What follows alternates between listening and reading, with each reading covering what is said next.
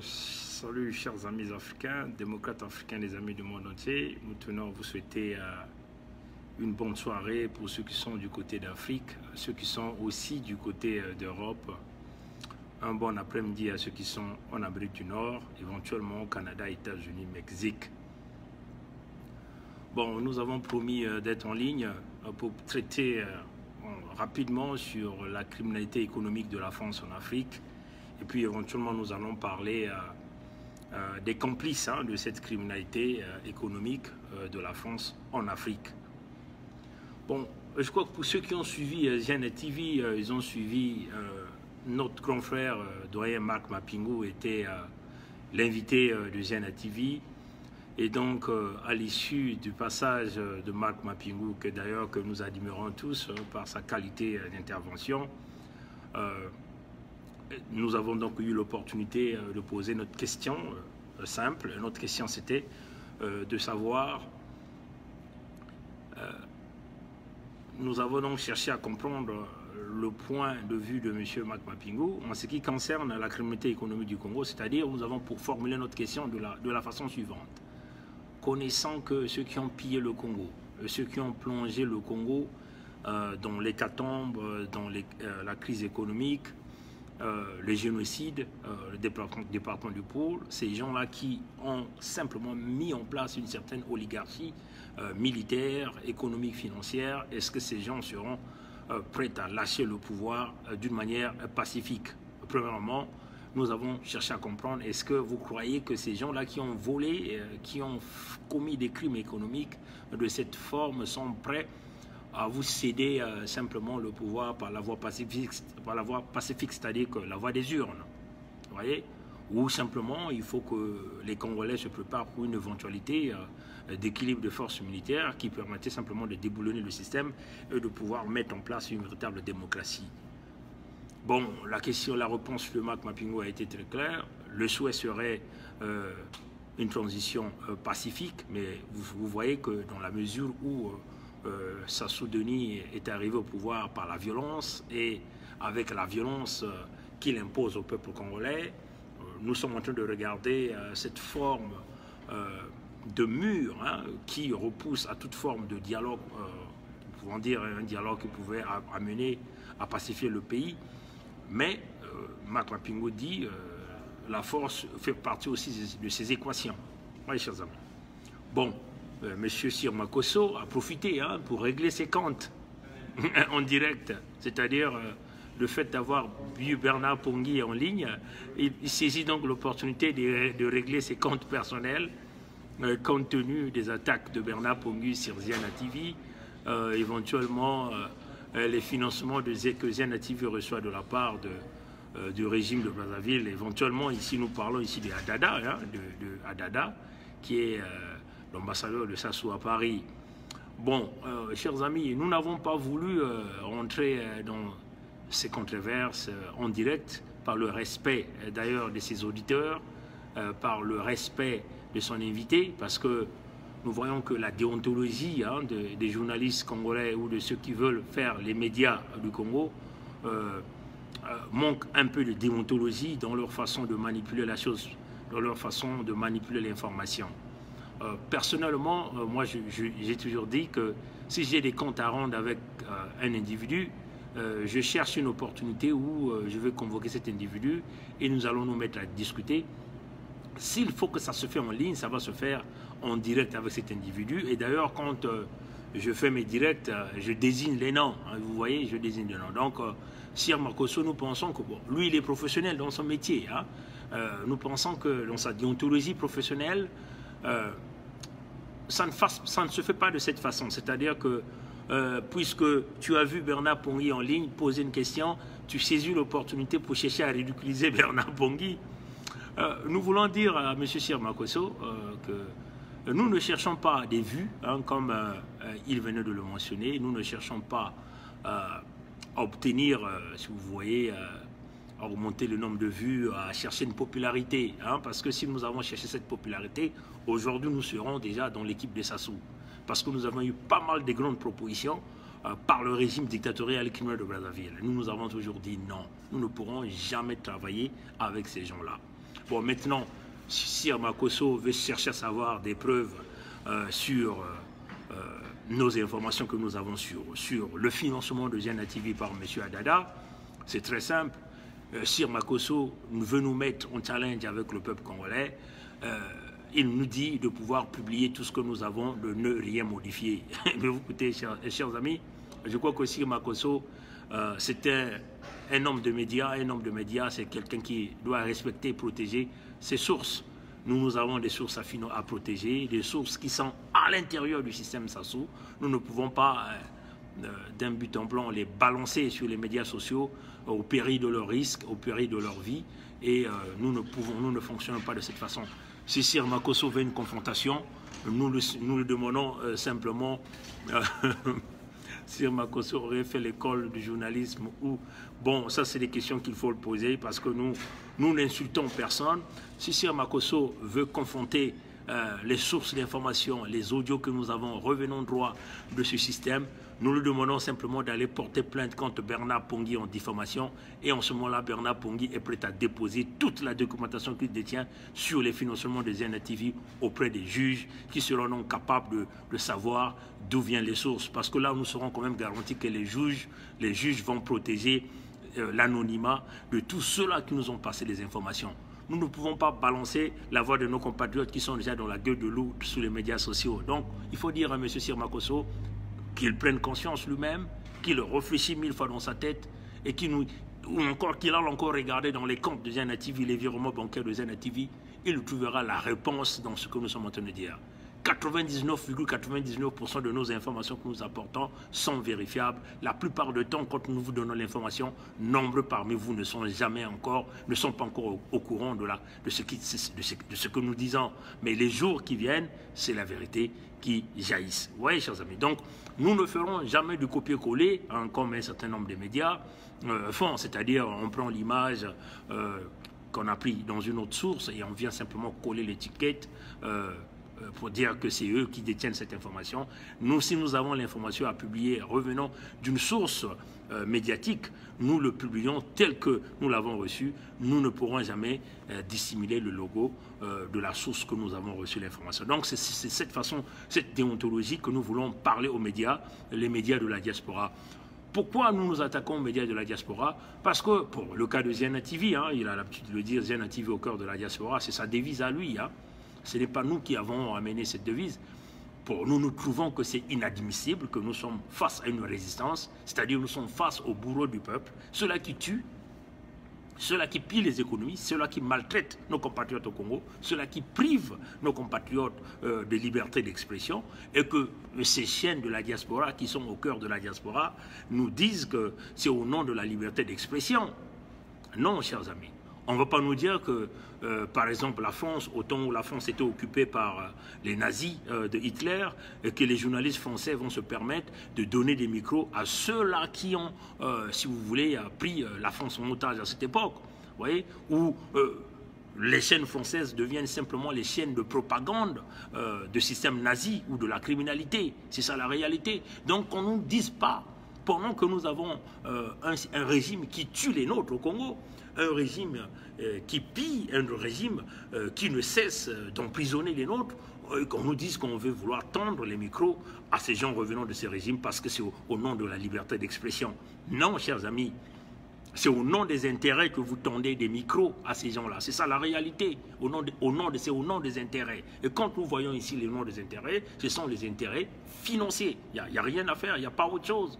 Vous voyez, chers amis, il n'y a pas autre chose. Si vous essayez de regarder ce que Zen TV, les 99% de toutes les activités autour de l'ambassade des Unis Sassou Nguesso, c'est Zen TV qui est au cœur de pouvoir médiatiser la chose. Toutefois que les régimes de Brazzaville sont à Brazzaville, Zen TV est au cœur. Donc on ne nous parle pas des pourcentages, chers amis. Nous sommes face à une guerre, à un régime de répression. On ne va pas nous dire que c'est au nom parce qu'on se donne l'étiquette de professionnalisme. Et non, chers amis, vous allez certainement mentir les Congolais qui ne comprennent pas en réalité les enjeux qui sont en train de se passer, mais vous n'allez pas mentir des gens comme les Bernard Pongui. Pour nous, c'est inacceptable de donner les micros à ceux-là qui ont barricadé le pays, à ceux-là qui tuent. Parce que le combat, il est aussi médiatique, et sur le fond médiatique. dans la diaspora. Qui vivent dans la diaspora? Mais ce sont tous les résistants, ceux-là qui luttent, ceux-là qui cherchent la libération de ce pays. Et vous n'allez pas nous dire que vous allez vous mettre là à couvrir les événements de ce régime qui tue les nôtres, de ce régime qui pille les économies, de ce régime qui détruit. Ou encore les ambassadeurs de ce régime, qu'il s'agit des anciens ministres, des ministres, des députés qui viennent à la place de Paris. Vous n'allez pas nous dire au nom de l'information, quelle est l'information qu'ils vont vouloir apporter au peuple congolais ou de ceux de la diaspora. Donc nous voulons simplement dire à M. Sir Makosso, si vous avez pensé ridiculiser Bernard Pongui, mais c'est vous-même que vous aviez essayé de ridiculiser parce qu'il vous a manqué de la déontologie par rapport à votre réaction. C'est-à-dire que si vous avez voulu chercher une confrontation avec Bernard Pongui est joignable sur tous les médias sociaux, vous le contactez, vous discutez avec lui, on va se mettre en ligne, on va se mettre à débattre. Nous sommes les gens du dialogue, les gens du débat. Alors donc, on le répète encore à M. Sir Makosso, pour nous c'est inacceptable de donner les micros à ceux-là qui tuent le peuple congolais. Ils vont apporter quelle information au niveau de la diaspora? Rien du tout.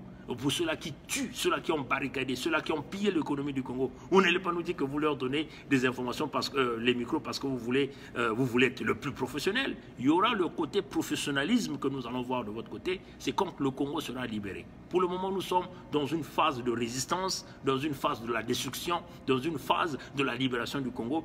Tant que nous avons les bourreaux du peuple qui sont au pouvoir, nous ne pensons pas que leur donner le micro serait une bonne chose.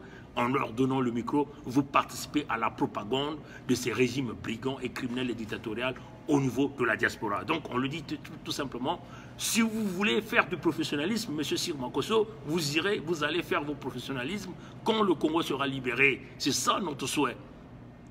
C'est ça la réalité. Le combat il est médiatique, on leur donne l'opportunité de s'exprimer, vous leur donnez la possibilité de faire la propagande de la dictature qu'ils ont imposée aux Congolais. Et ça c'est inacceptable pour des Congolais qui réfléchissent, pour les Congolais qui visent un Congo libre, un Congo totalement libéré, un Congo totalement purifié de la bande des brigands. Voilà, donc on le dit à M. Sir Makosso, nous avons tout un tas de la documentation qui prouve que vous avez des relations qui vous lient avec Adada par des financements. Et ça, si vous voulez, on ne va pas balancer ça en public. Portez-nous plainte et nous allons déposer ce document auprès d'un juge, ce juge qui va garantir l'anonymat de toutes nos sources. Mais pour le moment, on vous le dit, vous ne pourrez jamais nous changer sur cette décision. Si vous voulez changer, si vous voulez qu'on vous respecte, déjà, on respecte le travail que vous faites, mais ce que nous ne voulons pas, c'est cette façon de vouloir nous montrer, c'est au nom de la libération, au nom de la liberté d'expression, au nom de l'indépendance de journalistes que vous donnez vos micros au régime de Sassou. On n'en a pas besoin. La diaspora, en tout cas, la diaspora consciente et sérieuse de cette résistance n'a pas besoin d'avoir ces gens-là venir sur vos chaînes d'antenne, quand même que c'est votre chaîne, mais en tout cas, on n'en a pas besoin. En le faisant, vous permettez ces gens-là de faire la propagande du mal qu'ils ont infligé à nos parents. Voilà, donc ça c'était sur le cas de Sir Makosso. Bon, rapidement, nous allons rentrer dans le sujet. Nous avons rapidement traité en quelques mots, parce que ce ne sera pas un direct très long, en quelques mots, la criminalité économique de la France en Afrique et éventuellement, nous allons essayer de regarder le côté qui en réalité, qui sont les véritables traites. Bon, chers amis, si nous essayons de regarder d'une manière générale les investissements français en Afrique, ou encore l'exploitation ou la participation de la France en Afrique, nous pouvons dire que d'une manière générale, ça c'est d'après les données de 2002, nous avons quasiment 2637 entreprises françaises en Afrique d'une manière générale. Dans l'Afrique subsaharienne, nous avons quasiment 1260 filiales françaises en Afrique subsaharienne. Donc ce qui représente à peu près 48% des entreprises françaises qui exploitent en Afrique subsaharienne. Dans la zone franc, nous avons quasiment, en 2002, nous avons eu quasiment autour de 731 entreprises françaises qui exerçaient. Donc on peut dire que ça représentait quand même 27% des entreprises françaises dans cette zone francophone. Ce qui est quand même beaucoup. Ce sont les données de 2010, mais nous pouvons considérer que à ce jour, il y a eu une baisse de la présence des entreprises françaises en Afrique par rapport à l'arrivée des entreprises chinoises qui aujourd'hui occupent quasiment tout le terrain d'Afrique. Si nous essayons de regarder, la plupart des entreprises françaises en Afrique, on peut le dire d'une manière générale, ces entreprises exercent beaucoup plus dans le domaine du bâtiment, dans le domaine énergétique, dans le domaine du transport, dans le domaine des services. On peut citer quelques entreprises rapidement. Dans les domaines des bâtiments, on peut citer par exemple Bouygues, Colas, Spy, Fougerolles, Dumez. Ça sont des entreprises. On peut continuer à citer, il y en a beaucoup. Dans le domaine de la distribution, on peut citer la CFAO, pour ceux qui sont au Congo, ils connaissent bien cette entreprise qui assure éventuellement la livraison des véhicules ou la vente des véhicules la plupart des modèles, c'est des modèles Toyota que la CFAO est en train de faire la distribution. Dans le domaine du transport, on peut parler éventuellement de Air France. Le domaine des services, il y a par exemple Accor, il y a BNP Paribas, la Société Générale, vous avez Crédit Lyonnais à l'époque, vous avez Groupe Bolloré, vous avez Veolia, vous avez Ondo. Et dans le domaine industriel, vous avez par exemple Lafarge, vous avez Air Liquide. Pour ceux qui sont au Congo, ils connaissent bien Air Liquide, c'est l'unique entreprise aujourd'hui qui produit le gaz industriel. Et vous avez des compagnies comme Vicas, comme Darcis. Dans les domaines des télécommunications, vous avez par exemple France Télécom, vous avez Alcatel, vous avez Satom. Et nous pouvons continuer à citer la liste. Dans le domaine énergétique, vous avez Total, vous avez EDF, vous avez Norelec, vous avez Alstom. Ça sont quasiment les entreprises françaises que vous pouvez reconnaître qui sont quasiment en Afrique. Donc nous avons essayé de lister quelques entreprises selon le domaine que ces entreprises exercent. Mais, chers amis, ce qui est très rare, si vous essayez de regarder dans la plupart des temps, ces entreprises viennent avec des financements, mais la plupart des temps, on nous fait miroiter que ces entreprises viennent en Afrique avec leur propre chiffre d'affaires.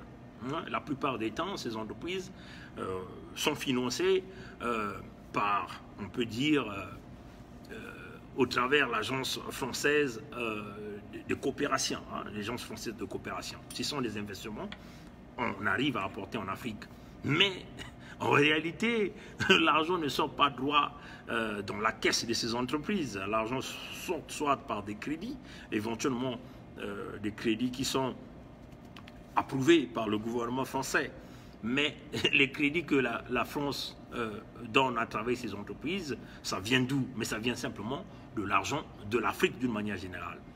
Mais en essayant de regarder la différence, si vous essayez de regarder, avant que nous arrivions aux indépendances, la France était totalement impliquée dans les pays africains. Tout était gouverné par la France, qu'il s'agit de l'administration, la plupart de ces entreprises étaient à para-étatique ou encore quasiment des entreprises publiques pilotées par la France.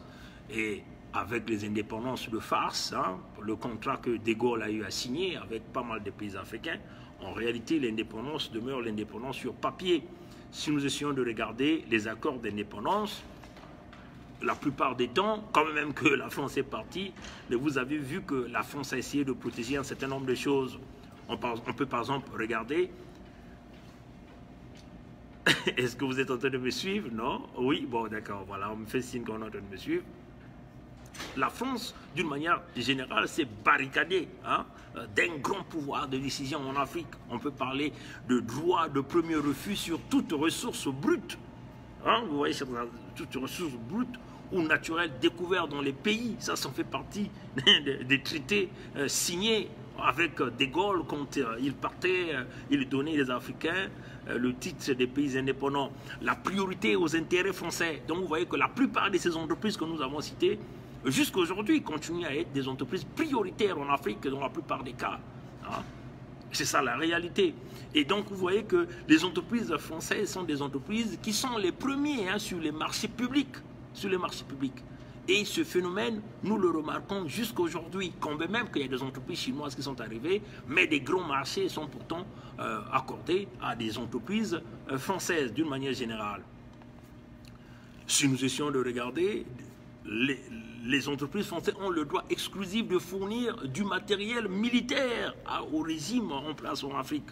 Et ça, c'est ça la réalité. Le Congo-Brazzaville continue à obtenir l'achat de ses armes par la protection de la France. La France qui détient le droit de veto aux Nations Unies, qui crée des réseaux, et on utilise parfois des intermédiaires. On passe par l'Afrique du Sud, ainsi de suite.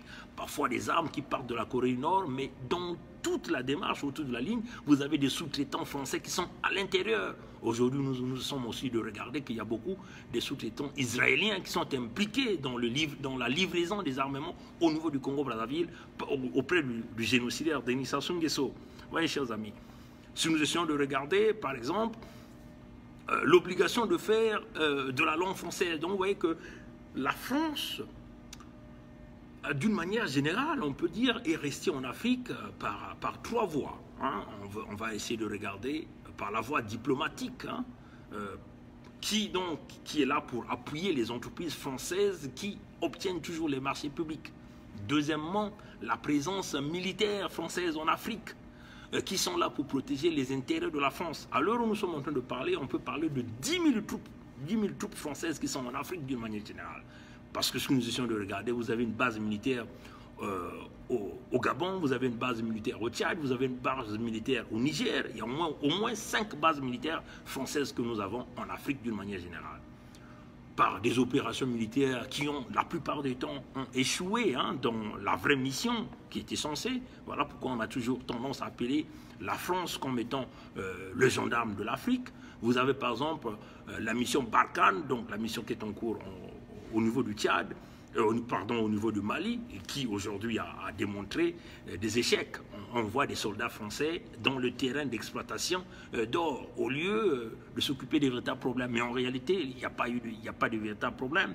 Nous connaissons que l'affaire des djihadistes, c'était une fabrication française pour leur permettre de pouvoir simplement continuer à être présente sur le terrain des matières premières en Afrique. Vous voyez, chers amis, l'opération Sankari, cette opération que nous avons aussi vue des militaires français en République centrafricaine, a aussi échoué. Hein. Nous avons vu une vidéo où les jeunes Français sont en train de repousser les forces armées françaises, en réalité qui venaient pour armer le côté gouvernement, le côté rebelle. Aujourd'hui, nous avons vu cette France qui a essayé de faire des farces en passant par le Conseil de sécurité pour prétendre réarmer l'armée de la République centrafricaine, éventuellement en récupérant les armes qui ont été saisies auprès des trafiquants des armes au niveau de la Somalie ou de la mer, quelque part, pour pouvoir donner à l'armée centrafricaine. Vous voyez, chers amis, donc. Et puis vous avez le chemin des réseaux, hein, le chemin des réseaux, c'est-à-dire des hommes politiques que la France a implantés en Afrique et qui sont devenus fidèles au système politique français, qui sont devenus fidèles pour rassurer les intérêts et ou pour rassurer les entreprises françaises en Afrique. Vous voyez, chers amis.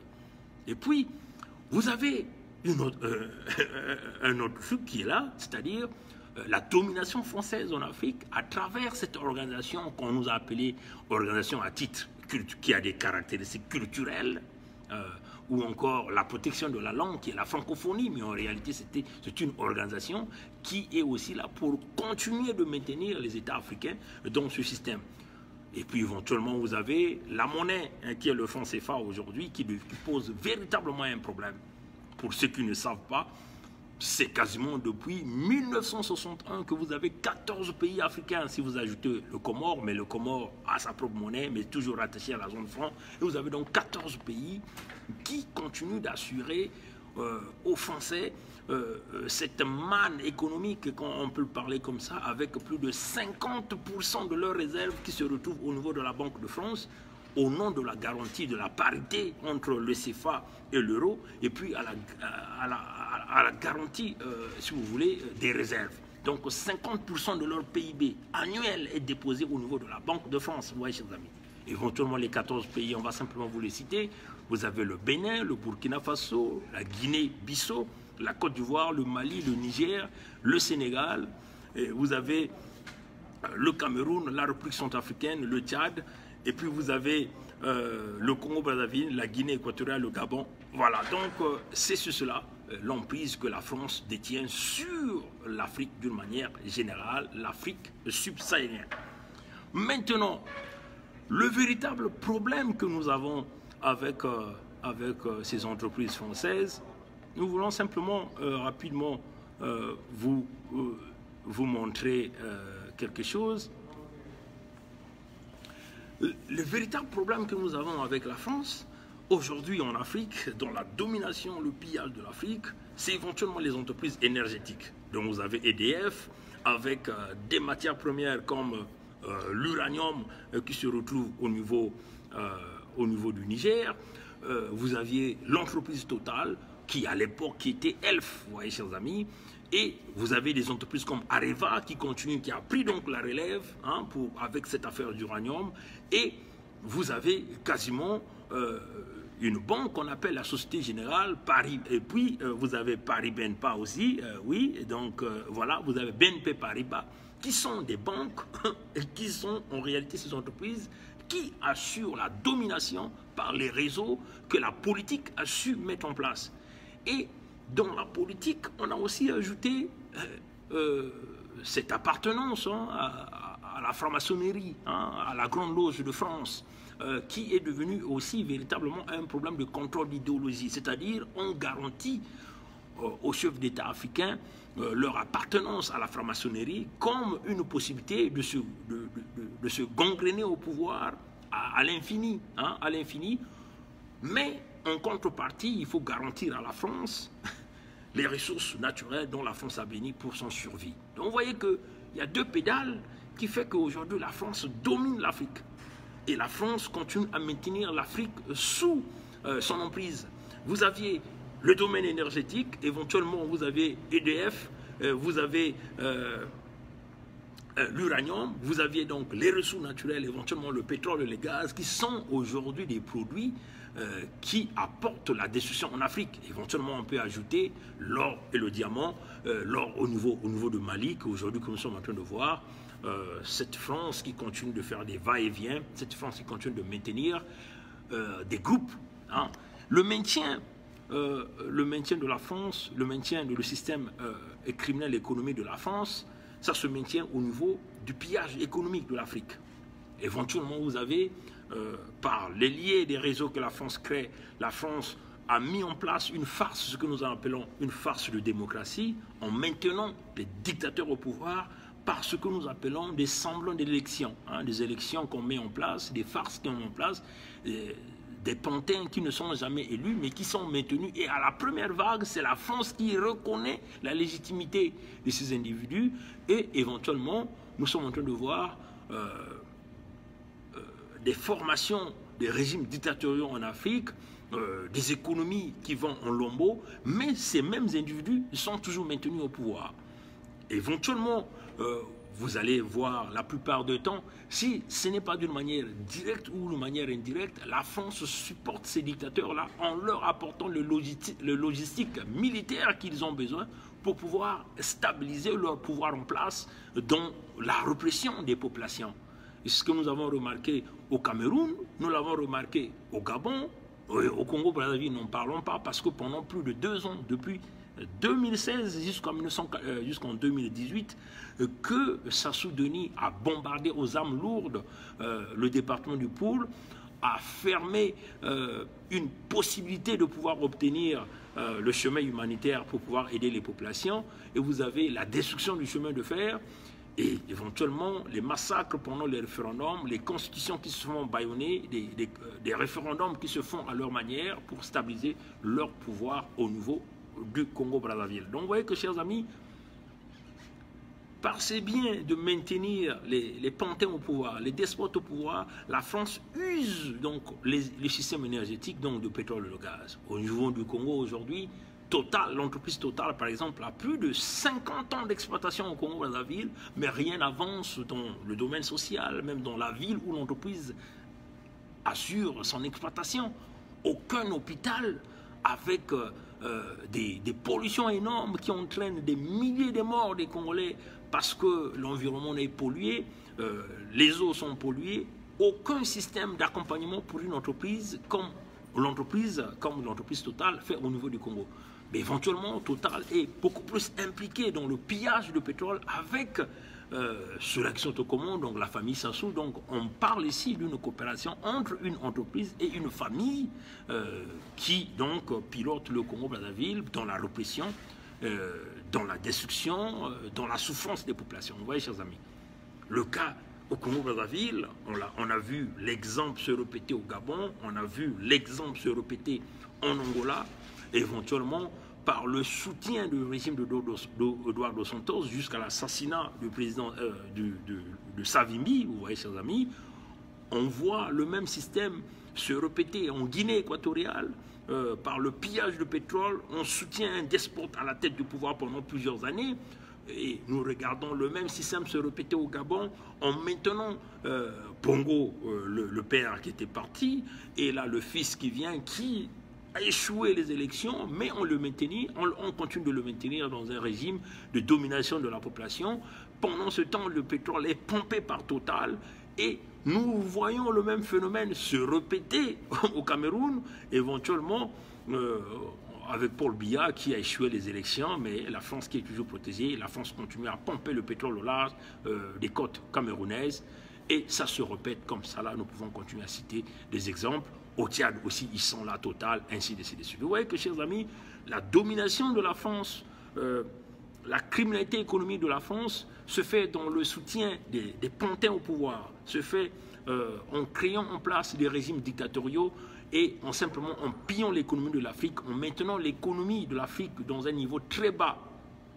Quand vous essayez de regarder, par exemple, avec cette affaire des Italiens qui sont montés au créneau pour pouvoir dénoncer d'une haute voix le pillage économique de l'Afrique, du fait que c'est l'Afrique qui imprime la monnaie des 14 pays africains, que nous venons d'ailleurs de vous citer ici, mais en réalité, et la France, au nom de la parité, hein, c'est parce que c'est ça que nous fait miroiter, au nom de la parité, la France exige à ce pays de déposer 50% de leur PIB annuel dans la Banque de France, vous voyez, chers amis, et cet argent sert à la France de pouvoir payer sa dette extérieure. Pendant ce temps, les autres pays européens se cherchent à leur manière pour essayer de booster leur économie. La France reçoit l'argent de 14 pays, bon, si vous ajoutons le Comore, quasiment 15 États, vous voyez, chers amis. Donc, la France reçoit de l'argent gratuitement, et pendant que l'argent des Africains est déposé en France,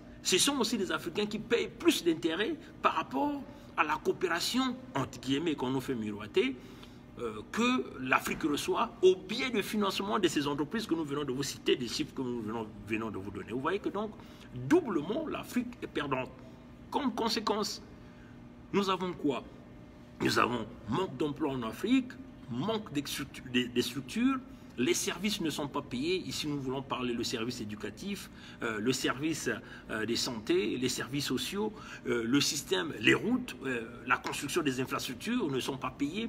Éventuellement, le petit pourcentage que les despotes africains reçoivent des revenus des matières premières sont exclusivement réservés à eux et à leurs familles, et le peuple, en réalité, est toujours bâillonné. Donc, la plupart des temps, les pays africains sont incapables même de subvenir au paiement des salaires de leurs citoyens, malgré des gens qui travaillent, des gens qui ne peuvent pas payer, des régimes de pension qui sont en lambeaux, qui sont dans la destruction, vous voyez, chers amis. Et tout ça, ça fait partie des conséquences de ces 50% de PIB que ces États déposent comme garantie, hein, du franc CFA à la Banque de France.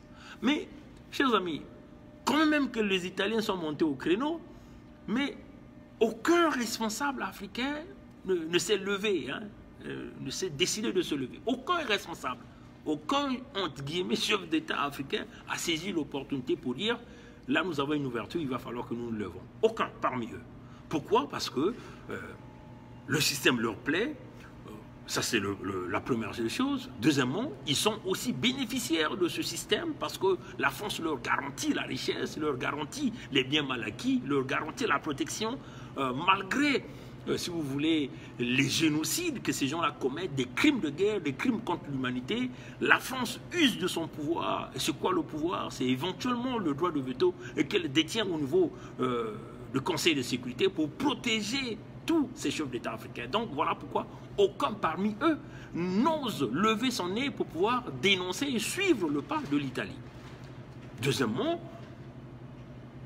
ils ont peur, c'est-à-dire ils se disent que se lever contre la France pour dénoncer le franc CFA, qui représente un véritable gain pour la France, hein, chers amis, 50% du PIB, déjà là les experts parlent qu'en 2002, il y avait 7 milliards d'euros qui se retrouvaient dans la caisse de la Banque de France, comme l'argent revenant des Africains, c'est inimaginable, vous voyez chers amis.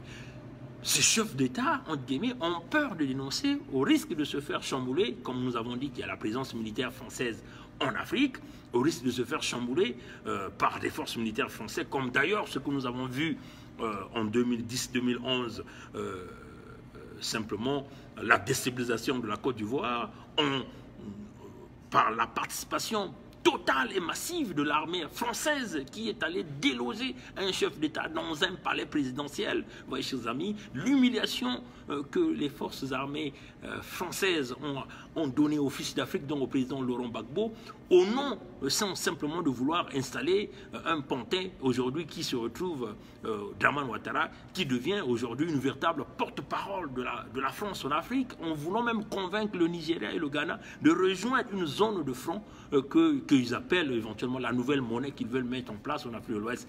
Aujourd'hui, si vous essayez de regarder, la dette de la Côte d'Ivoire a galopé depuis l'arrivée de Ouattara et on vous le dit, ça pose véritablement un problème. Alors, la responsabilité dans toute cette affaire, nous voulons ici dire, les complices sont d'abord les chefs d'État africains.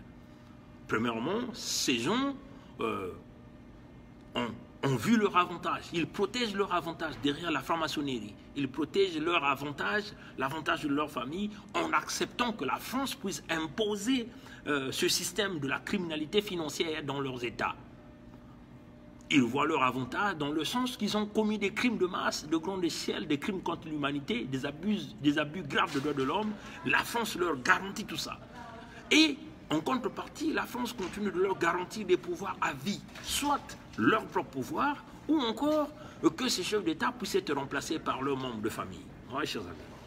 Mais la difficulté se retrouve au niveau des populations qui sont complètement démunies. Aujourd'hui, nous sommes en train de voir la jeunesse africaine qui est complètement démunie, cherche donc des voies et moyens pour aller chercher. Quand vous avez faim, on doit sortir pour aller chercher l'argent. Et aujourd'hui, les conséquences se retrouvent dans toute l'Europe. L'Allemagne est en difficulté. Angela Merkel, la chancelière allemande, l'a dit qu'elle ne pourra plus parce qu'elle-même, elle vit avec une minorité gouvernementale. À cause de cette affaire des migrants, les Allemands commencent à changer. Les régimes dans des pays européens ont du mal à pouvoir contenir tous les migrants. Mais une seule nation qui profite de l'Afrique, mais c'est toute l'Europe qui est en train de souffrir. Aujourd'hui, nous avons tous vu cette vidéo du président Chirac qui l'a dit. Je vais simplement essayer de voir si j'aurai la possibilité de vous faire jouer cette vidéo. Vous comprenez éventuellement que tout l'argent, je crois que tous nous avons vu ça, c'est pas, allez-y Google, ça vous allez retrouver, qui dit tout l'argent que nous avons dans notre porte-monnaie vient simplement de l'exploitation pendant des siècles de l'Afrique. Et cette exploitation continue jusqu'à aujourd'hui.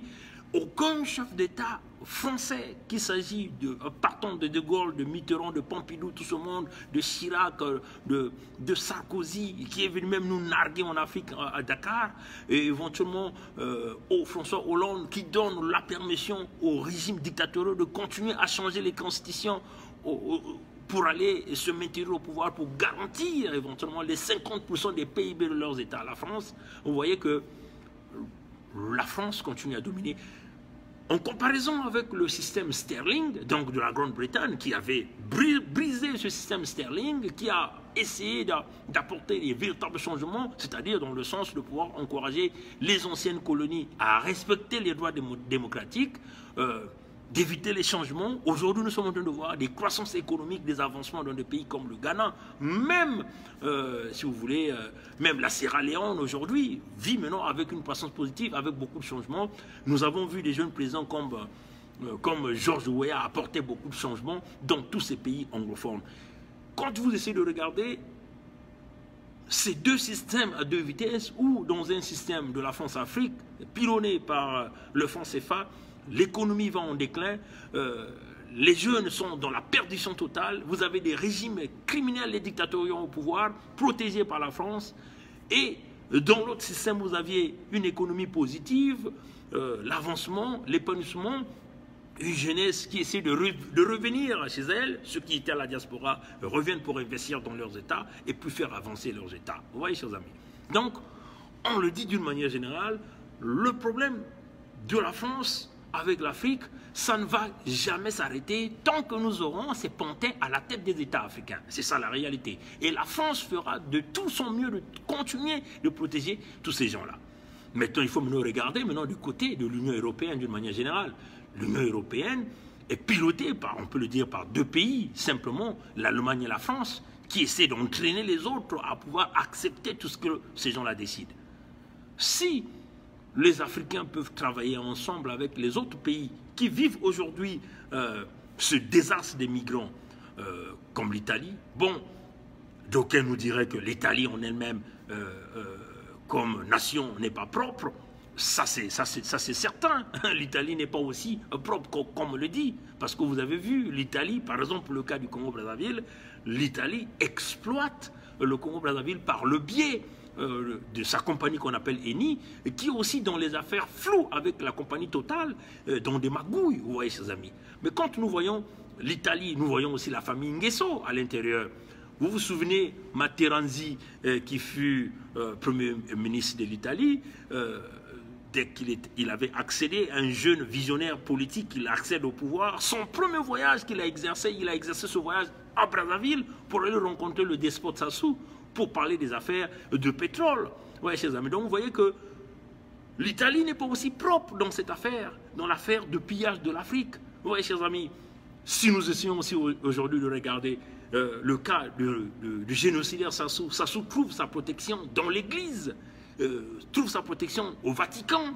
Vous vous souvenez, Sassou a utilisé les relations Materazzi pour jusqu'à avoir accès au pape. Vous voyez, chers amis, mais c'est une protection qu'il trouve. Au moment où il n'a pas la protection du côté de la France, il se retourne au côté de l'Église catholique, il se retourne du côté du Vatican pour obtenir sa protection. Mais qui lui donne cette protection? C'est quoi les échanges? C'est le pétrole éventuellement, c'est le gaz du Congo-Brazzaville. Donc l'Italie n'est pas toujours propre, vous voyez, chers amis. Il faut peut-être qu'on regarde des pays qui n'ont jamais aussi beaucoup profité d'Afrique. On peut regarder par exemple l'Allemagne, la Belgique a des grands problèmes avec la République démocratique du Congo. Il faut regarder peut-être des pays de l'Europe de l'Est, ceux-là qui sont faits partie de l'Union européenne, mais qui vivent aussi de cette difficulté, de cette souffrance des migrants imposés par des pays qui vont chercher la richesse en Afrique. Vous voyez, chers amis. Et puis, de l'autre côté, il va falloir que nous nous tournions du côté des Nations Unies, parce que le pillage de l'Afrique a commencé depuis des siècles et des siècles. Le franc CFA existe quasiment depuis les années 60. Vous voyez, chers amis. Mais aux Nations Unies, aucune nation n'ose lever son nez pour dire non, stop au pillage de l'Afrique, nous voulons promouvoir l'avancement de l'Afrique. On laisse ce côté précaré à la France qui continue à dominer, non seulement en dominant dans le domaine économique, mais aussi dans les assassinats des humains. On peut citer des assassinats de présidents comme des Thomas Sankara, des présidents comme des présidents Aïdjo, ainsi de suite. Vous voyez, chers amis. Donc, et puis, il faut voir aussi les génocides en grande masse que la France a toujours protégés. Par exemple, le tout récemment qui est venu se passer au Congo-Brazzaville, au niveau du département du Poul. Et nous essayons de regarder, par exemple, le coup d'État de Sassou, que la France a supporté par le biais de Jacques Chirac, en permettant à l'Angola de venir envahir militairement le Congo-Brazzaville. Et vous voyez que, et tout ça, personne ne dit rien au niveau des Nations Unies. Voilà pourquoi nous, avant de terminer cette partie, nous voulons lancer un grand message à la jeunesse africaine. Mettons en place une organisation de la jeunesse élite africaine, qui va donc concurrencer l'Union africaine, parce qu'on peut le dire que l'Union africaine demeure pilotée par l'Union européenne, qui est en elle-même pilotée par la France et l'Allemagne, et qui dame seulement le marteau sur toutes les autres nations en venant avec des lois et continuons à piller l'Afrique, continuons à nous imposer les dictateurs. Et donc nous demandons à la jeunesse africaine de mettre en place une organisation des élites africaines qui va donc travailler dans ce sens, une organisation qui va travailler dans tout le sens en regardant le côté, les stratégies économiques pour pouvoir booster les États, les stratégies de libération pour comment libérer ces États entre les mains des despotes, des stratégies, s'il faut inclure des stratégies militaires pour libérer pour déboulonner les despotes au pouvoir en Afrique. Voilà un peu, chers amis, d'une manière générale, cette section. J'aimerais rapidement vous montrer une petite vidéo.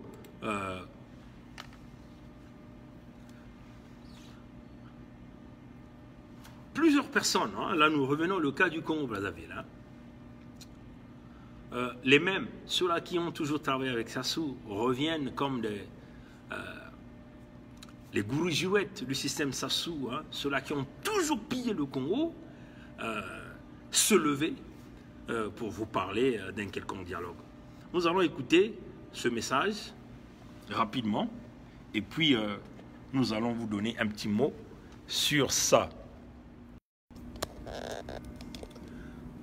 Rapidement, on va essayer de jouer ça.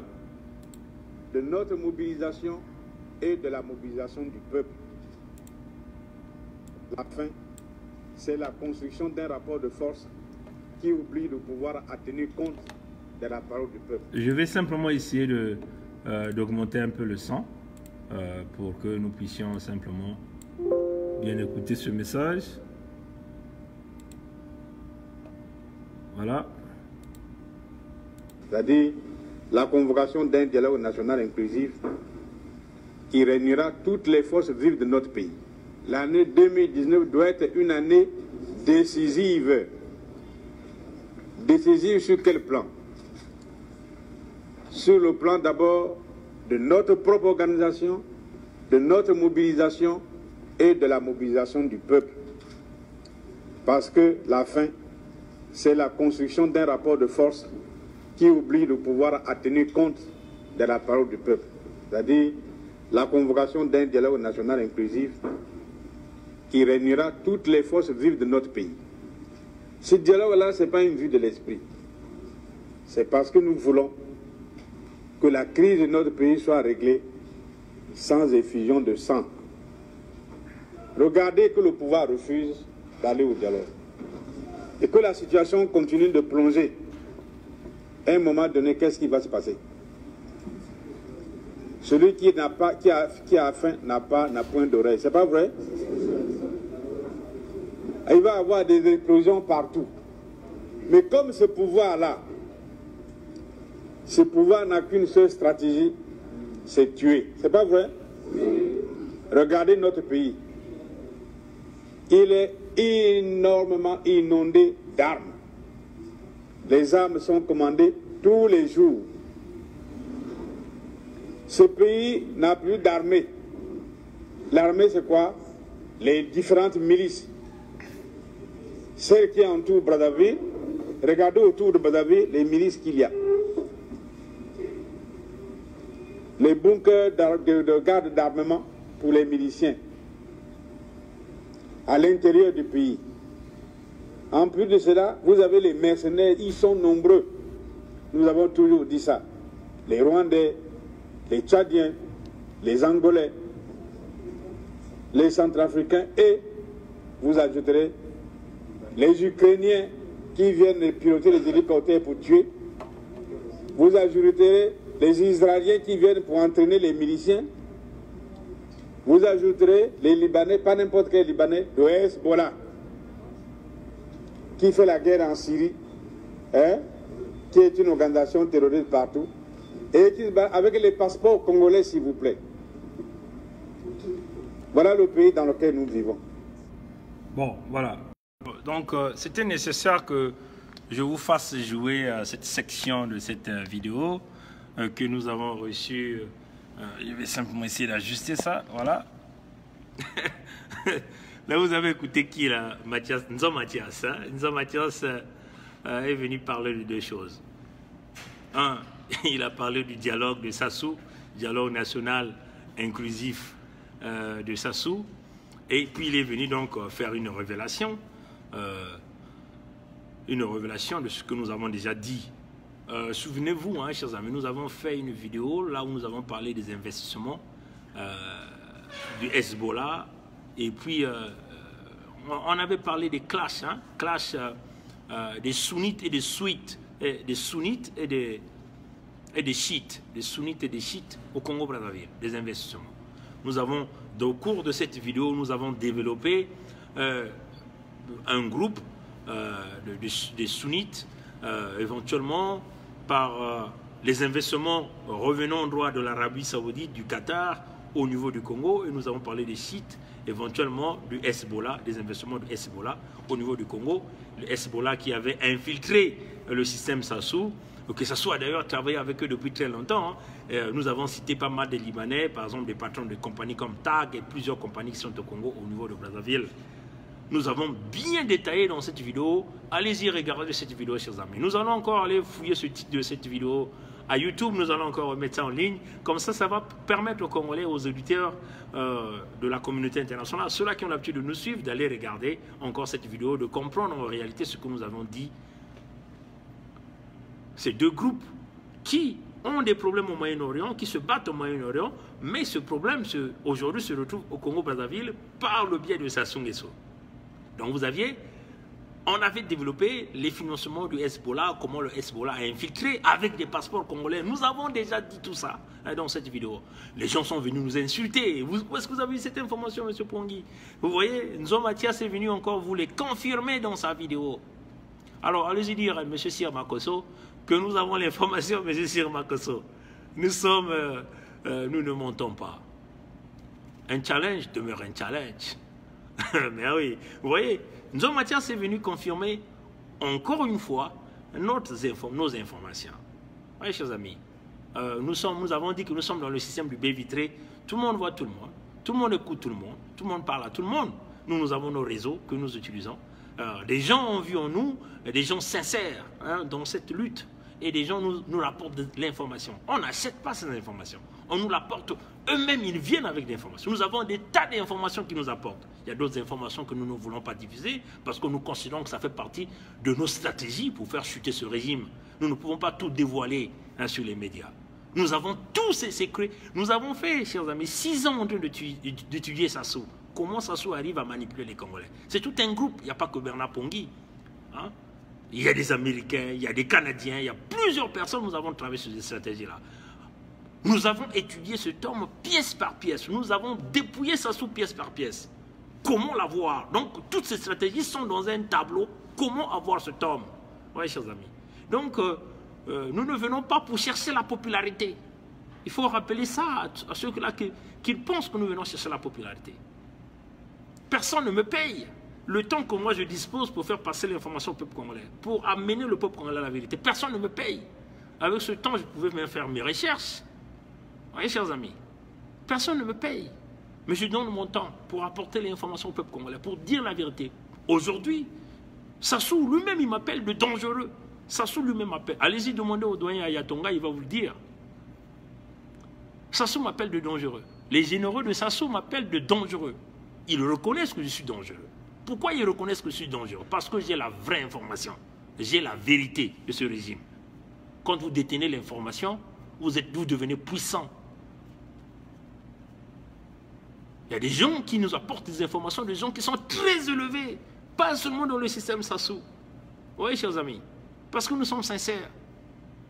On ne peut pas tout acheter avec l'argent, c'est ce que nous avons dit à Sassou. Il y a des gens que vous allez acheter, il y a des gens que vous ne pourrez jamais acheter. Il y a des gens qui sont incorruptibles. Il y a des gens qui sont nés avec la valeur d'éthique, la valeur morale, le respect d'autrui. Et nous faisons partie de cette catégorie. Nous n'avons jamais volé, jamais nous ne le volerons parce que ça ne fait pas partie de nous. Oui, chers amis. Nzo Mathias vient de confirmer l'information. Il vient de vous dire qu'il y a le Hezbollah au Congo, avec des passeports congolais, qui travaillent avec Sassou. Le Hezbollah qui est considéré comme une organisation terroriste et au Congo, qui travaille avec Sassou. C'est dit par Nzo Mathias. Vous l'avez écouté là, il a dit Nzo Mathias. Ce n'est pas Bernard Pongui qui l'a dit là. Nzo Mathias vient de confirmer l'information que Bernard Pongui avait déjà donnée au peuple congolais, que Bernard Pongui avait déjà donné au monde entier, avait déjà donné aux grands diplomates, aux grandes nations, que Sassou c'est le terroriste numéro 1 au Congo, c'est Sassou Nguesso, qui est protégé par la France. Donc si Sassou est protégé par la France, ça veut seulement dire que les services militaires français qui sont en collaboration avec Sassou font partie de ce système du Hezbollah. Vous croyez que les services de renseignement de la France ne sont pas informés que le Hezbollah travaille avec Sassou? Ils sont bien informés. Mais comme ça fait partie de leur avantage, on le laisse couler. Tant qu'on ne touche pas leurs intérêts pétroliers, ils le laissent couler. Quand Sassou a placé la bombe à l'avion UTA, mais ça faisait partie des avantages de la France. Vous avez vu la France condamner Sassou? Non, pas du tout. Donc vous voyez que quand on dit aux Américains qu'il y a le Hezbollah qui fonctionne avec Sassou Nguesso, mais certainement il y a des gens qui faisaient encore des doutes, mais là c'est sorti d'un responsable politique du Congo qui s'appelle Nzo Mathias, ancien ministre des Finances de Sassou, celui qui a acheté même les armes de Sassou en 1997. Il vient de le dire dans la vidéo. Voilà pourquoi nous avons voulu faire jouer cette partie-là. Pour que le monde écoute que nous avons l'information. L'information que vous allez écouter dans les 3 mois qui vont suivre, nous on l'a déjà 3 mois en avance. Voyez, chers amis, ce que nous dénonçons dans le discours de Nzo Mathias vient faire peur aux Congolais. Toutes les réunions de Mathias Nzo, vous allez vous remarquer que ça se passe toujours dans une petite salle où il appelle quelques têtes, quelques fanatiques aveugles qui sont en train d'appuyer son message. Nzo Mathias sait que dans le dialogue, ils ne pourront jamais retrouver la solution. Il le sait, Nzo Mathias. Puisque Nzo Mathias a détaillé, nous avons déjà dit que Sassou dispose de 100 000 troupes à Oyo et 100 000 à l'extérieur. C'est-à-dire que 10 000 dans chaque département des forces des rebelles de Sassou qui sont dissimulés dans des travaux. C'est une information qu'on vous avait déjà apportée. Nzo Mathias est venu vous le confirmer ici, qu'il y a des rebelles partout à l'extérieur de la ville. Alors allez-y dire à Sir Makosso que nous avons l'information.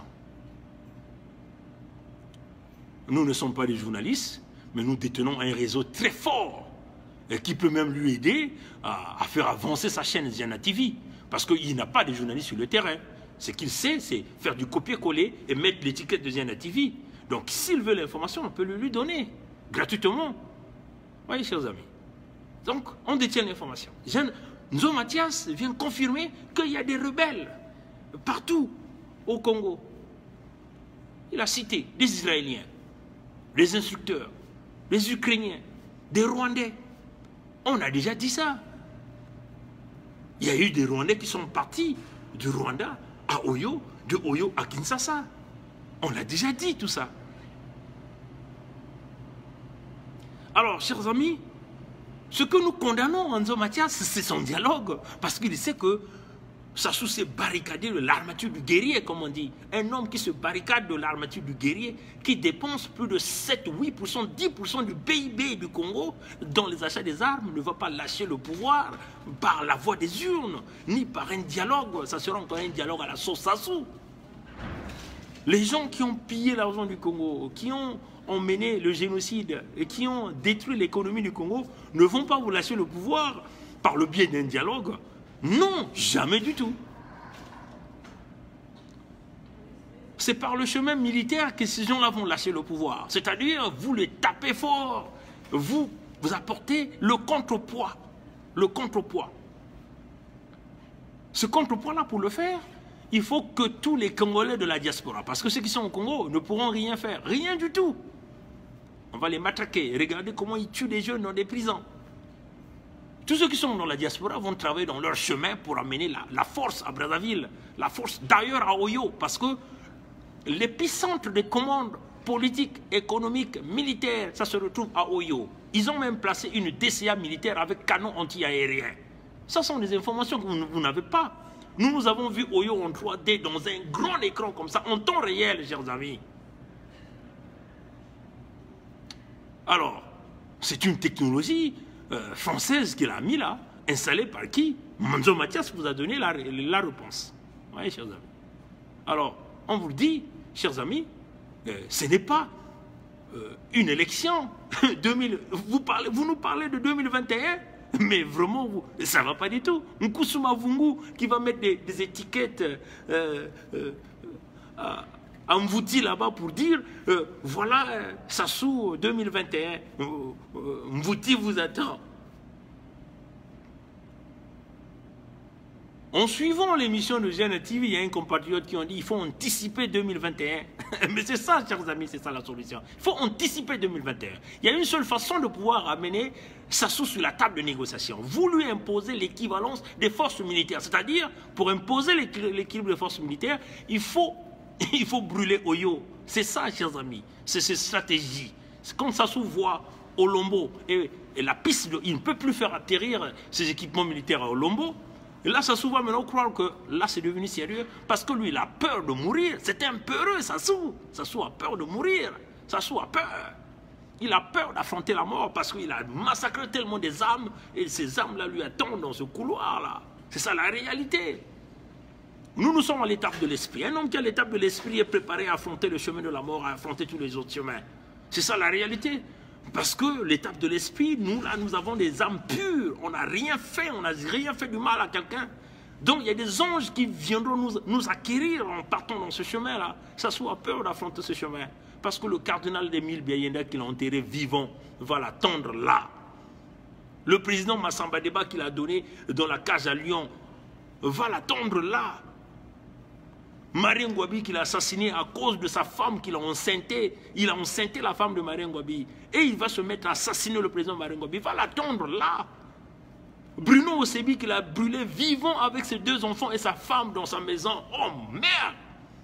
Ils vont l'attendre là, chers amis. C'est ça la réalité. Nos jeux de Chakona qu'il a sacrifiés avec ses rituels mystiques vont l'attendre là. Tous nos jeunes qui sont morts pendant le référendum, le massacre dans le département de Pou, le génocide, ces citoyens-là qui vivaient de leurs arbres fruitiers qu'il a tronçonnés partout, vont les attendre là, chers amis. C'est ça la réalité. Voyez, chers amis. Alors que Nzo Mathias ne nous parle pas du dialogue, chers amis, qui ne nous parle pas du dialogue. Le dialogue n'est pas la solution. Vous voyez que Sassou vient de sortir ses cartes. Il a mis en place les mêmes personnes. Nzo Mathias. Nzo Mathias viennent pour intimider le peuple congolais en décrivant que oui, il y a des rebelles, donc si l'unique solution de sortie, c'est le dialogue. Non, chers amis, la solution de sortie, elle est militaire. Donc, l'action peut se faire pour des militaires qui sont au Congo, parce qu'il faut le dire que ceux qui sont autour de Sassou, qui assurent sa sécurité, ces jeunes Moshi qu'on a mis dans l'illusion, hein, ils doivent comprendre que la libération du Congo, c'est tout le Congo. La libération des jeunes Moshi, d'abord, eux-mêmes, ils vont se libérer d'un homme qui les a pris comme des otages d'un système. Il faut que ces jeunes-là comprennent ça. Bernard Pongui ne se bat pas pour aller prendre le pouvoir quelque part. Je n'ai rien à cirer avec le pouvoir, ni la politique. Moi, j'ai un métier que j'aime bien. On pourra aider le Congo différemment, et non la politique. Moi, je ne vise pas à être chef d'État au Congo. Pas du tout.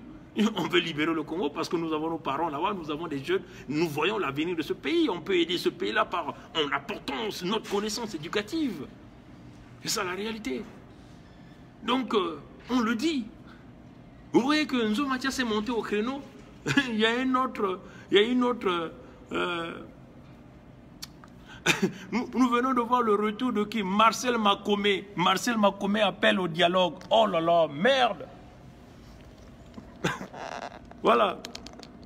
Après, avant Mathias, vous avez vu Marcel Makomé. Donc, après avoir nous fait une vidéo dans laquelle il disait à Sassou qu'il est à ses côtés, le voilà encore dans une nouvelle vidéo. Attendez, voilà, je pense que...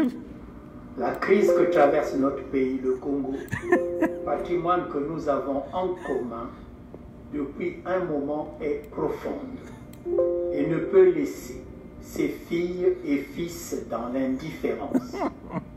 elle nécessite un compromis politique national afin de retrouver la cohésion et la concorde nationale, sans lesquelles toute tentative de solution serait vouée à l'échec. Bon voilà, donc allez-y chercher cette le retour de Marcel Makomé. Marcel Makomé en force vous vient avec une vidéo dans laquelle il est en train d'exiger un dialogue national avec Sassou. Merde. Ça, chers amis, démocrates africains, les amis du monde entier, à moins que nous ayons un peuple aveuglé, une jeunesse qui n'a aucune vision, des jeunesses comme les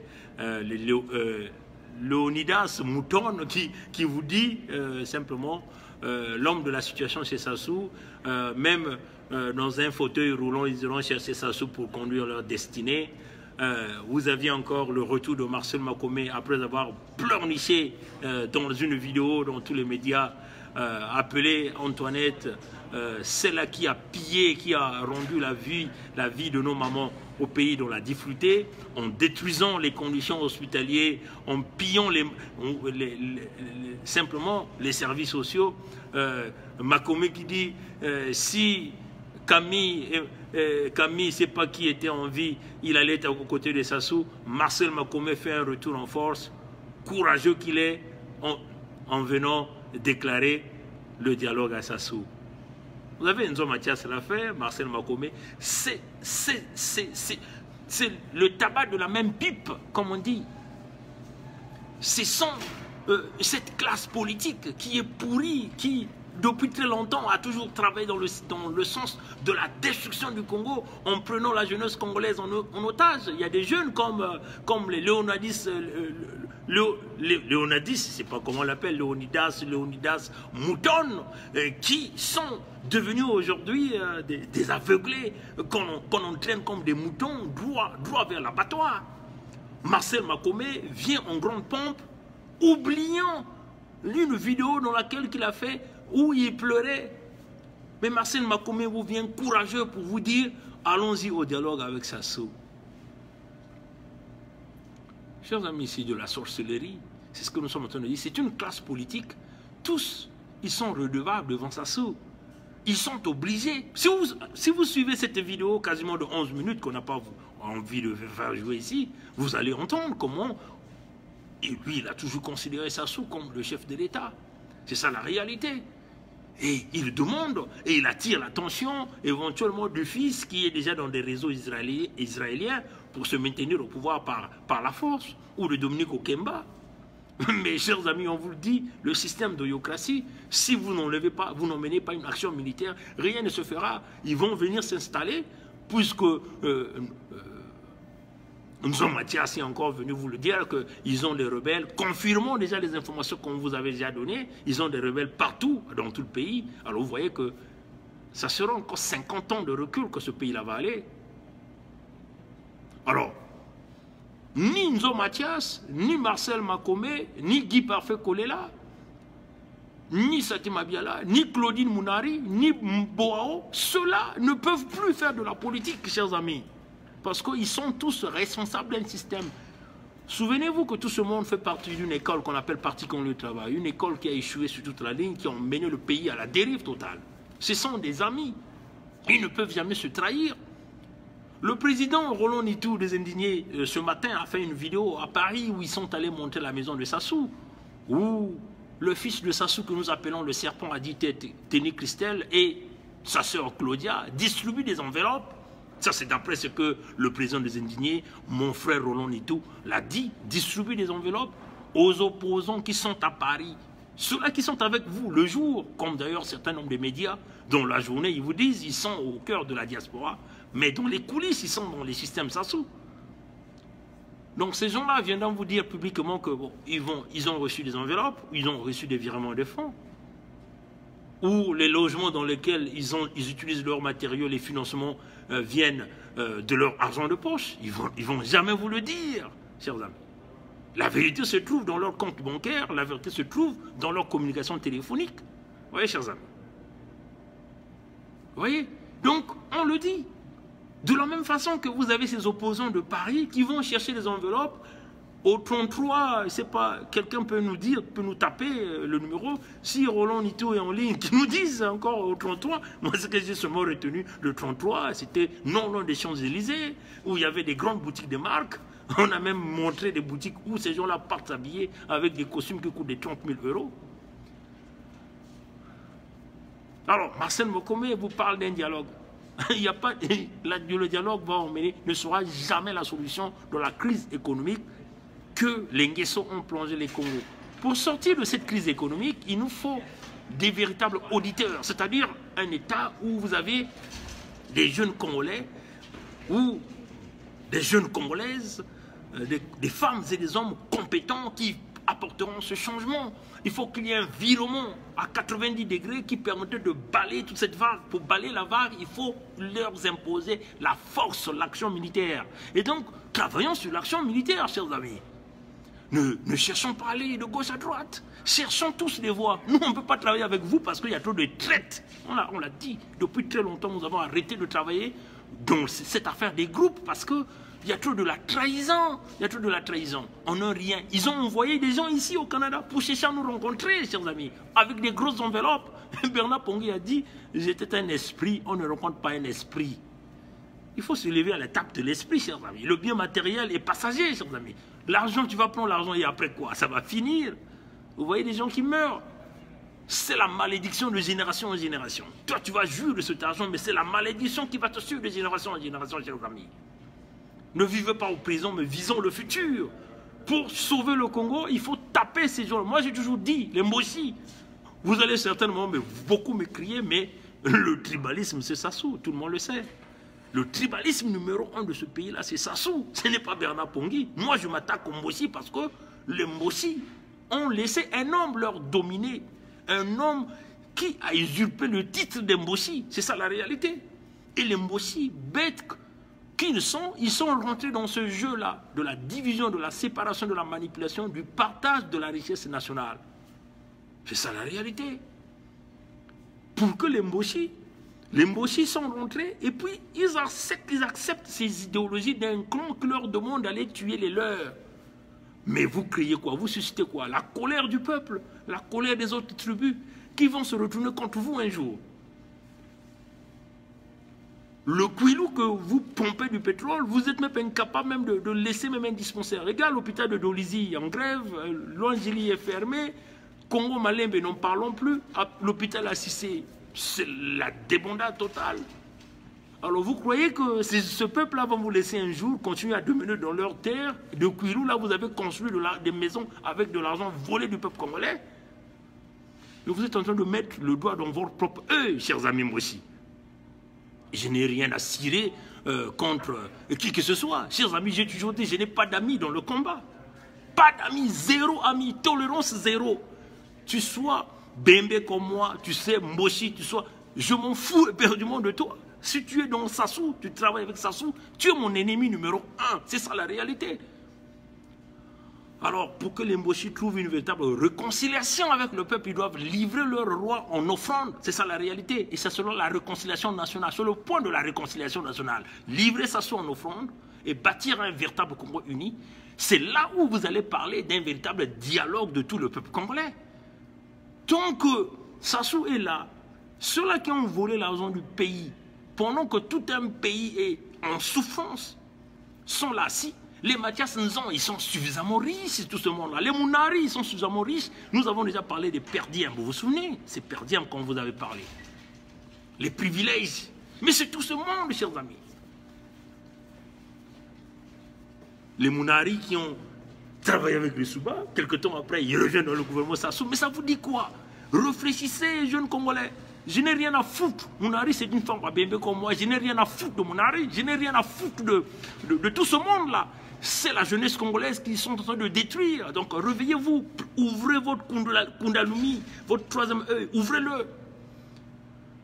Pour moi, la nation vient en première position. Vos ethnies là viennent en bas. Je m'en fous de vos ethnies, chers amis. Ça sera un Congo de mérite, un Congo où vous avez des jeunes compétents, des gens compétents, des femmes et des hommes qui sont capables d'emmener le pays là vers une nouvelle direction, et non un Congo de privilèges. On nomme des familles à la douane, on ne procède pas aux appels d'offres, Réveillez-vous. Et ces médias qui se mettent derrière pour saisir l'opportunité de nous attaquer en ligne, manquant de leur déontologie, c'est ce que d'ailleurs nous leur reprochons, la déontologie professionnelle. Et tu fais une émission, tu as un invité de marque, mais tu saisis l'opportunité parce que tu as eu Bernard Pongué, tu veux le ridiculiser. Tu vas ridiculiser Bernard Pongué? Revenons-nous, chers amis. Le pays va très mal. Les gens meurent. Aujourd'hui encore, il y a un jeune qui dit, attends, je n'ai pas envie de faire passer des photos où on a criblé des balles, on a tué des gens. Je venais de recevoir pas mal de photos en temps réel de ce qui est en train de se passer au Congo. Alors, chers amis démocrates africains, la solution dans l'affaire du Congo passera par nous, le peuple congolais. Il n'y a pas quelqu'un qui viendra sauver le Congo. Jamais du tout, chers amis. Personne ne viendra sauver le Congo dans cette situation. Ce sont les enfants du Congo qui vont se lever pour se libérer. Alors si vous ne vous levez pas, vous allez tous mourir là. J'ai toujours dit que vous avez peur de vous engager. Mais la politique viendra vous chercher dans votre lit. Quand vous n'aurez pas l'argent pour acheter du pain ou nourrir vos enfants, la politique viendra te chercher dans ton lit. C'est ça la réalité. Ou quand le propriétaire de maison vient te chercher dans cette maison-là et que tu es incapable de payer parce que tu manques de salaire ou tu manques d'emploi, c'est là où la politique viendra te chercher. La politique viendra te chercher partout où tu iras. Donc, c'est mieux que tu t'engages dans la politique pour libérer ton pays. Alors, s'armons-nous de l'armature du guerrier. En tout cas, chers amis, je n'ai pas d'émotion. Zéro émotion pour ceux-là qui ont accepté de vivre dans la souffrance, dans la difficulté. Ceux-là qui refusent d'aller chercher leur liberté. J'ai toujours dit ça. Je n'aurai pas d'émotion. Les émotions, c'est ça qui fait aujourd'hui que les gens pardonnent. Chez nous, il n'y aura pas de pardon. Ils vont aller se justifier en justice. C'est ça la réalité, chers amis. Parce qu'ils ont condamné des millions et des millions à cause de leurs égos personnels. Le vol, le pillage, les assassinats. C'est ça, la justice. Nous croyons la justice. Et cette justice-là fera le travail. Et nous avons toujours dit, vous volez 1 million, ça fait 50 ans d'emprisonnement. S'il faut changer de loi dans cette façon, peut-être que ça va commencer à conscientiser les gens. Alors, pour nous, en tout cas, nous sommes dit, nous ne sommes pas le Père Noël. Nous ne sommes pas Dieu pour pardonner, mais c'est la justice qui fera le travail. Que Dieu nous garde, que Dieu nous bénisse. Merci d'avoir suivi ce direct, il était très lent. On est passé par la criminalité économique de la France, on est venu avec quelques chiffres, quelques entreprises françaises, les investissements français en Afrique, on essaie de parler, les domaines dans lesquels ces entreprises exercent, et éventuellement la criminalité de ces entreprises, protéger bien sûr déjà l'État, surtout que nous savons que ELF était compagnie-État, donc ELF était l'État français. On a maquillé ELF en utilisant maintenant le titre total, mais c'est toujours la même chose, des décisions politiques, des réseaux qui ont été créés par des affinités, par exemple, à l'appartenance à la franc-maçonnerie. Ça aussi, nous avons dit. Et éventuellement, nous avons expliqué quelques cas d'un certain nombre de pays, des pantins qu'on protège, et la complicité, éventuellement, non pas seulement des dirigeants africains, la complicité aussi des autres pays, des autres groupements, par exemple des autres pays, des membres de l'Union européenne qui sont des complices. Nous avons aussi parlé de la complicité des Nations Unies, où personne ne veut dire un mot, mais c'est à nous, les Africains, de pousser ces pays-là à dire un mot. Par exemple, là encore pour terminer, nous avons vu par exemple ce qui se passe au Venezuela, où la France a reconnu Guaido, le chef du Parlement qui a pris les intérims du pays, a reconnu, parce qu'on dit, on traite Maduro, Nicolas Maduro, on le traite de dictateur qui a pillé l'économie de son pays, mais nous n'avons pas vu cette France-là simplement condamner le dictateur Sassou qui a plongé le pays dans la banqueroute économique et qui aujourd'hui a mis des répressions en place, a emprisonné le monde. Cette France n'a jamais pris position. D'ailleurs, nous condamnons aussi les Amériques qui ont reconnu ce pouvoir de Guaido comme étant le président par intérim, mais qui refusent de condamner des gens comme des Sassou qui ont usurpé la victoire et qui ont mêlé le pays à la banqueroute, alors que la Banque mondiale et le FMI demandent des résultats économiques pour le Congo-Brazzaville.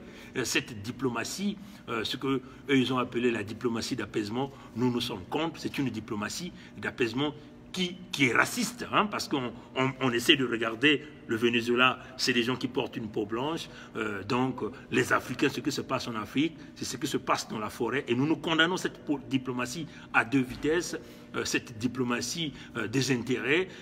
S'il s'agit de prendre une décision, de pouvoir reconnaître la victoire de Guaidó, le pouvoir de Guaidó qui n'a pas été élu, hein, vous voyez, mais on reconnaît le pouvoir de Sassou, le pouvoir de Bongo, ceux-là qui tuent encore Sassou qui a emmené le pays dans la banqueroute économique au même titre que le Venezuela. Vous voyez, chers amis, Sassou qui tue au même titre que le Venezuela.